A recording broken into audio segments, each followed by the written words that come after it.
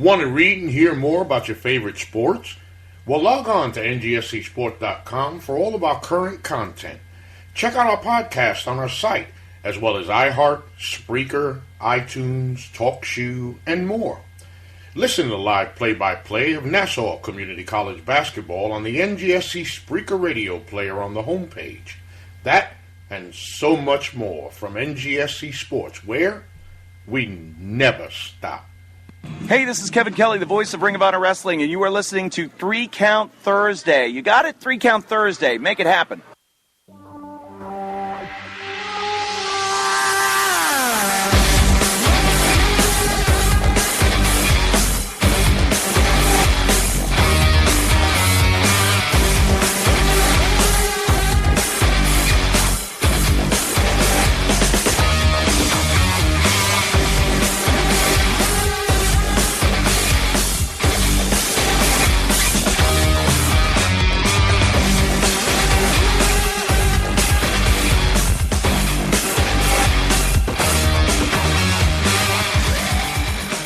Hello, everyone. Welcome to a Tuesday night edition with 3 Count Thursday here on ngscsports.com, where we never stop.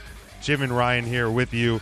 And remember, all of the shows, all the written content, and much, much more on ngscsports.com. Visit Spreaker, iHeartRadio, and the TuneIn Radio app, and search NGSC to get all of the shows there. You can podcast our show directly by searching 3 Count Thursday in your podcast store. That's always the number 3.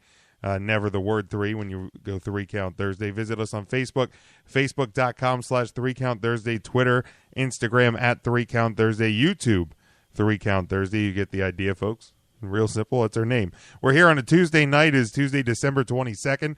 The reason we're live on a Tuesday night, not a Thursday night, is because 2 nights from now is Christmas Eve, and we'll be spending time with our families. And so we would not have a live show on a Thursday night this week, so we wanted to get a show out. We'll also be live on Tuesday night next week, but we'll cover all of that after we bring in our co-host, Ryan. Ryan, good evening. Good evening, Jim. I was hoping you didn't forget about me today. No, you're right here. Stuff, you're right here in the old 3 Count studio. So. We are here on a Tuesday night again. Tuesday night. We're doing this quite a lot, it seems. Yeah, here. Boy, what an awesome episode we have tonight, though. We do. Let's run down the next few weeks, Ryan. Tonight, of course, we have Chrissy Rivera. We'll bring her in just a second. Tell us about our guest next week, Ryan. Next week, and it all kind of fell out from under us. We were all going to have a big show next week. Jim, you're actually going to be away. I've actually pulled a third shift, so I have to start work that night. But Matt is going to be sitting down with Deonna Purrazzo, speaking with her about her future, about what 2016 holds for her, where she's been, her NXT trip. So huge show. Huge, I guess, interview, we should say, recorded next week. Yeah, Matt's going to record it on Tuesday night. We still haven't worked out the details. We're trying to get through Christmas. You know, you work in retail. What a dumb idea. Finish college, folks. Finish college. Yes. So we're trying to get through Christmas. So we're going to work out the details of how and when we're going to get an actual show and what the content will be next week. But we are committed to getting a show out to you next week. Yes, sure. But we will have the interview with Deonna Purrazzo. We will get that out there. So stay tuned. Again, Facebook.com/3 Count Thursday, Twitter and Instagram at 3 Count Thursday. We'll make sure we get all the information out. And then when we turn the calendar page to 2016, we'll be back on Thursday nights. Hence our name. We'll have Nikki Adams on January the 7th, Aspen Rose January the 14th. And Ryan, tell us about the end of the month of January. The end of the month, we're wrapping up with Travis Gordon. He's joining us on the 21st. And just booked this week, we have Jessica Wilson. She's joining us to round out a busy January. On January the 28th, Jessica Wilson will be in studio chatting with us. Yeah, so a great month of January coming up, but let's not get too far ahead of ourselves. Let's focus on tonight. We have a great guest. She is Chrissy Rivera, and let's bring her in right now. Chrissy, welcome into the show. How are you? Great. Thank you for having me. How are you guys? We're doing good. Doing very good. Are you ready for Christmas? Yes and no. Yes, I'm ready because I love Christmas. And no, I don't know about anybody else, but it doesn't really feel like Christmas to me. I don't know if it's just the weather that it's normally warm, but it doesn't feel like Christmas. I feel like I'm just now getting into the Christmas spirit, like a couple days before. So it's kind of yes and no, I guess. Yeah, the weather has been strange here in the Northeast. I think Thursday we're supposed to top out at somewhere about like 72 degrees in Pennsylvania the day before Christmas. Very, very strange. Personally, I'm not arguing. I'm a huge golfer, so I actually enjoy the fact that I can get out on a green, warm golf course in December, but it doesn't quite feel like Christmas. You're right about that. No, it doesn't, and I think that's why like everybody is like deathly ill right now. It's just, every time I turn and talk to somebody, they're like, "Oh, don't shake my hand. I'm sick. Don't get too close. I'm sick." And it's like, I guess it's because the weather is up and down constantly, so that's not necessarily a good thing, I guess.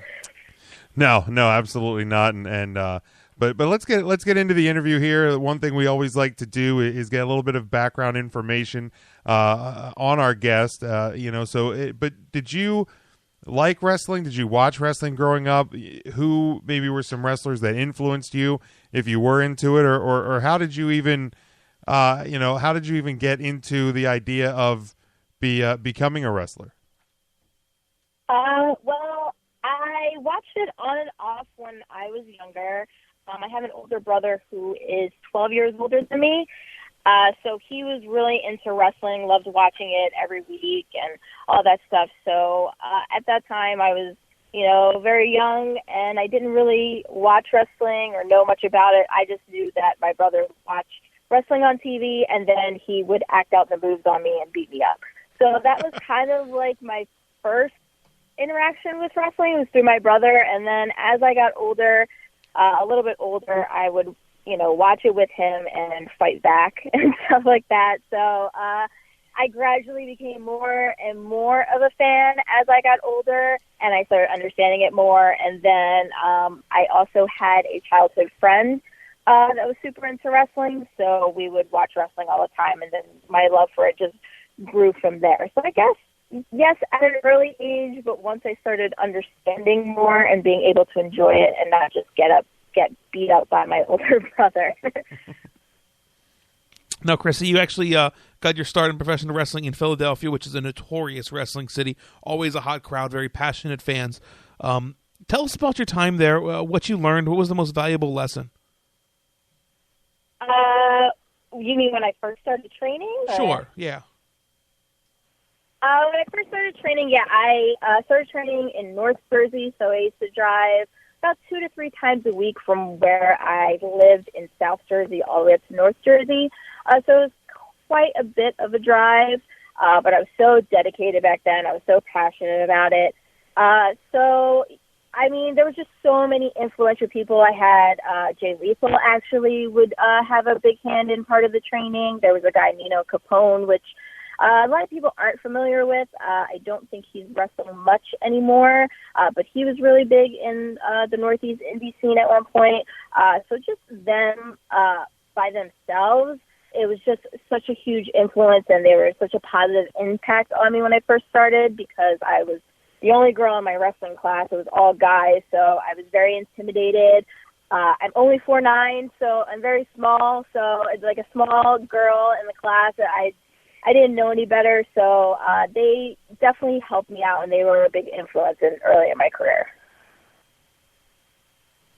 All right, now there's a lot of aspects that go into, a wrestling production and being a superstar. Is there anything in terms of creating a character, creating ring gear, developing your moveset, anything that stands out as you enjoy more than the other that you would say is your favorite part?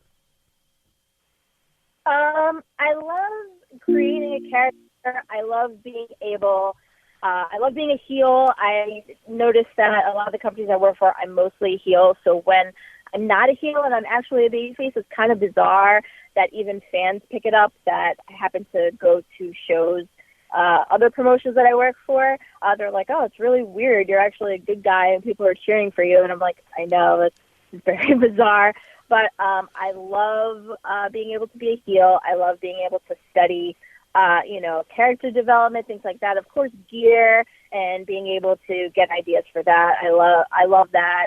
Just going over ideas and storylines. I'm just so interested in things like that. I just want things to make sense, which I know in wrestling it doesn't always happen, and we're confused about a lot of things. So when you actually are able to have a storyline that actually plays out and makes sense and delivers greatly to the fans, like that's just a huge success for me personally. Now, speaking about creating characters and everything like that, your matches are actually very, very distinct as you kind of live up to your title of being the queen of Combat Zone. And I think you've said it yourself, you do whatever it takes to win. What would you say are your favorite moves to use in the ring? And how does the Queen of Combat really play into your wrestling style? Well, I love doing German suplexes. I think it's very obnoxious that I do them, especially, like I said, since I'm so small and I'm able to lift guys and girls that are probably twice my size. So that's always a favorite, and it always gets a big reaction from the crowd because they see me and I look like a child most of the time compared to my opponents. So when I'm actually able to lift somebody and do something like that, that's always fun. I always do the running boot scrape, which is actually a tribute to Nick Gage. He gave it to me when I first started off in Combat Zone, and he told me I was one of the only ones that was able to do it. So ever since then, I've always done it. I make sure I always incorporate it in my matches. Just as an ode to him. Sure. So those are, if I had to pick two, those would probably be my two favorite things that I do. Okay. All right, very good. Now, assuming that we have gotten the correct information from both the internet and our producer, you had your first match in May of 2005. Does that sound correct? Well, that's when I debuted. I debuted as a manager. I think I maybe wrestled a couple months after that, but it was 2005. Yeah. Okay. Now try and take us back to that moment and take yourself back to that moment. In your opinion, what went through your mind and were you nervous and going into your very first match that you wrestled in, or even that you managed in? How much nerves were there, or did you just have enough adrenaline going through you that everything went good? No, not at all. Oh, I think we dropped her. I think we lost the call. Hopefully we can get her back here. But so far so good, Ryan. It was a good answer too. I felt like it was going to be a really good. I know. I felt like it was going to be really good. With the chuckle and that always leads to something good. But we'll wait and hopefully she can get back on the call here. In just a second. Just remind everyone we are here on ngscsports.com. This is the joy. Oh, we do have her back. Chrissy is back with us. Yes, I'm sorry about that. I kind of live in the middle of nowhere, so I don't know whether my service is going to come or go sometimes, so I apologize. Oh, no problem. We are live here from the northern part of Lancaster County, so we know everything about being in the middle of nowhere and having cell phone drops. So no problem whatsoever. Just remind everyone about the question that was asked is going back to your debut in 2005. Just kind of how that match went, how everything went was the question. Yes, so it was actually awful. I can't even really remember who my opponent was. It wasn't in front of a large crowd. It was probably maybe 50 people or so, if we're talking about my actual wrestling match. I was very nervous. I wanted to cry. I wanted to throw up. I was second-guessing myself, and it was very simple. Now looking back at it 10 years later, it's like, oh, that was very simple. I don't know why I was, overreacting. But, being so new and back then I was so intimidated and kind of shy in that aspect, which a lot of people won't believe about me, that being shy. It was hard for me. The first time I managed, it was maybe in front of 50 people. The second time, it was in front of 8 people. So, and I was still as nervous as I was in front of 50 people that I was in front of 8 people. So it didn't matter. Just, that first experience, I was excited, but I was also so nervous to the point that I was making myself like physically ill. It's hilarious now because it is 10 years later, but back then it was just it didn't go badly. I guess it went